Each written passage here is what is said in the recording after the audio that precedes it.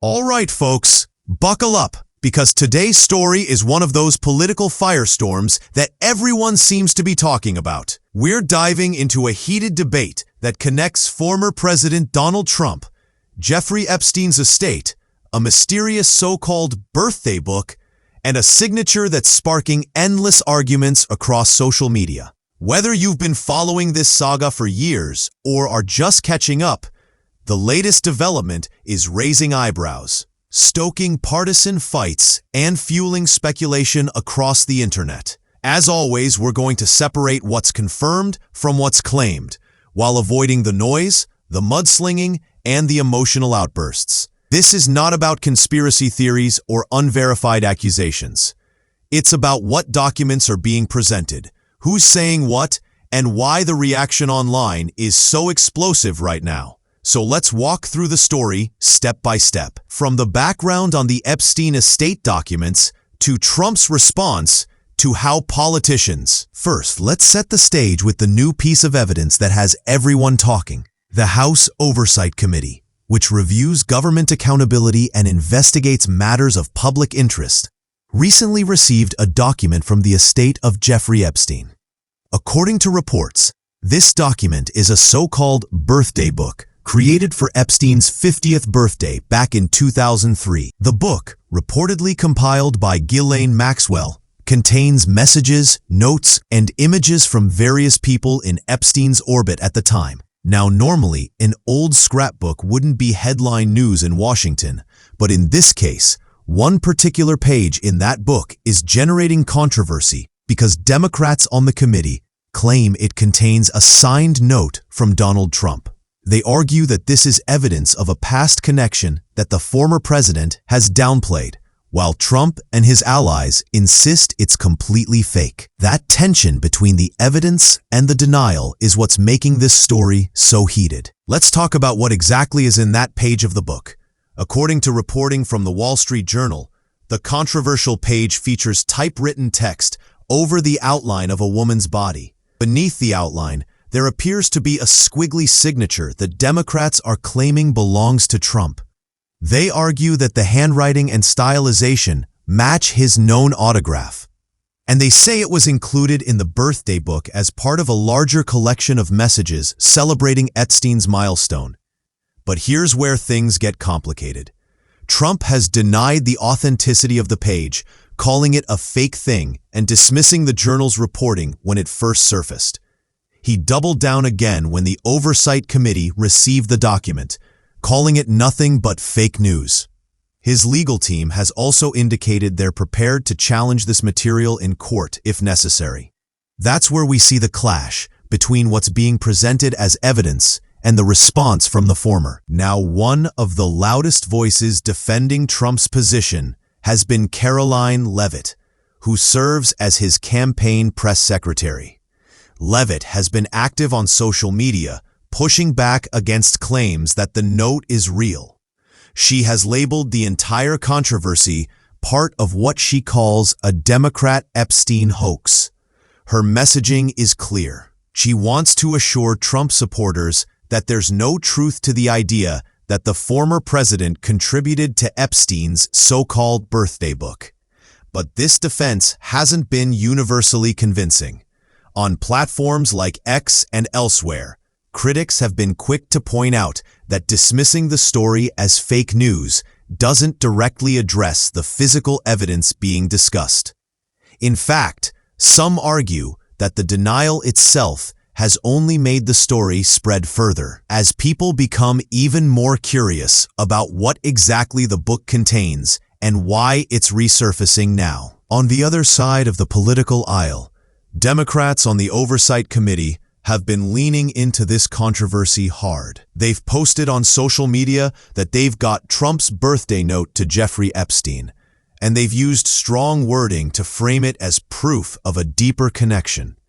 They even highlighted a phrase in the note, referencing a so-called wonderful secret that the two men allegedly shared. Now, it's important here to stress what we know and what we don't know. We know that this is the interpretation being offered by Democrats on the committee.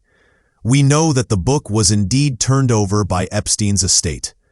But what we don't know for certain is whether that signature actually belongs to Trump, whether the note is authentic, or whether it has any broader implications beyond being a message in a scrapbook. That's why it's so important to approach this with caution rather than jumping to conclusions. Adding another layer, Republicans on the Oversight Committee have quickly pushed back against the framing from their Democratic colleagues. Oversight Chairman James Comer, a Republican from Kentucky, has argued that Democrats are weaponizing the release of this book and using it to score political points rather than focusing on justice for Epstein's survivors. Comer has insisted that Trump is not accused of wrongdoing in relation to this document and emphasized that Democrats should not divert attention from more substantive issues the committee is investigating. This back and forth between the two parties is not surprising in today's polarized climate.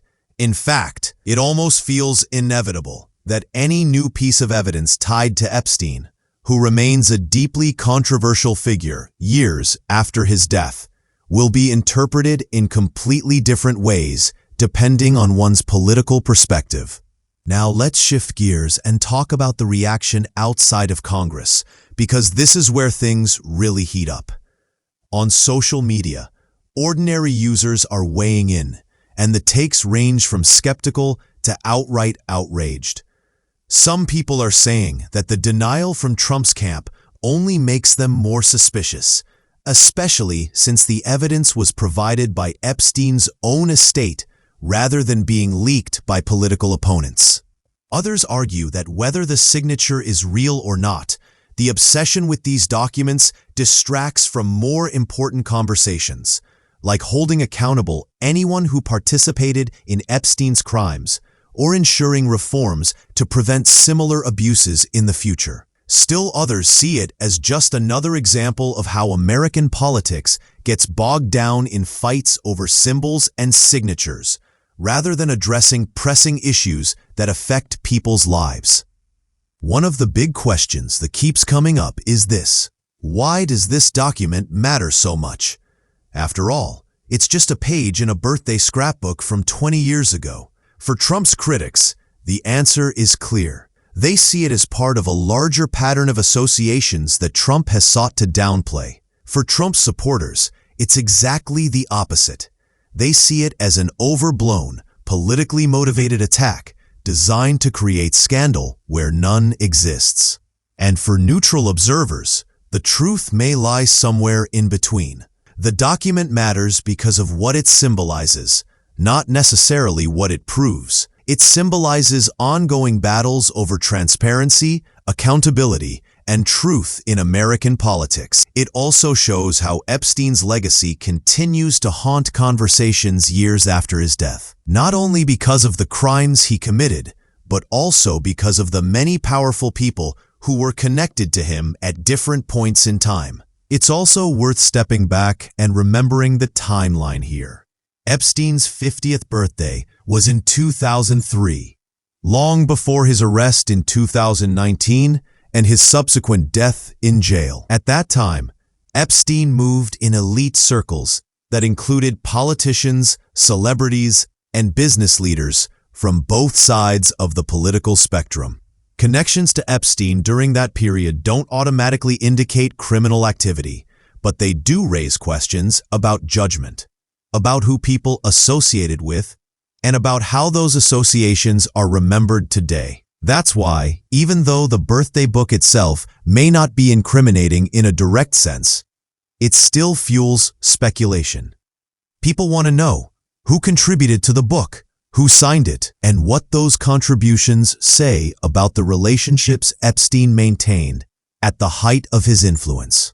From a legal standpoint, it's important to point out that Trump has not been accused of wrongdoing in connection with this specific document.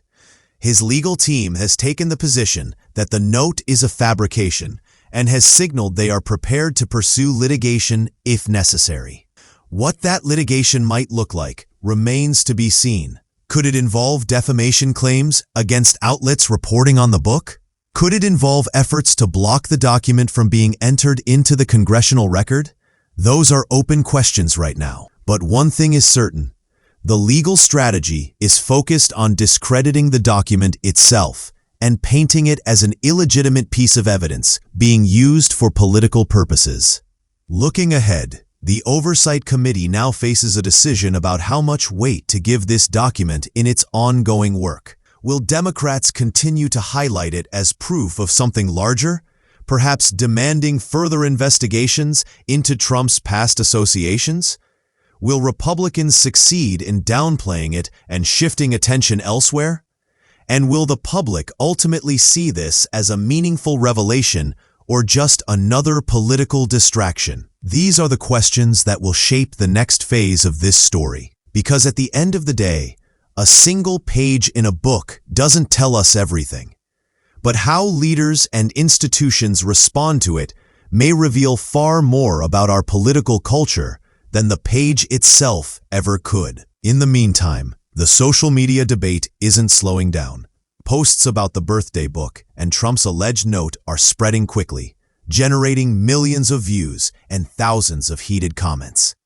Some users are even comparing the handwriting to past Trump signatures, while others are mocking the idea that such a crude page could be real.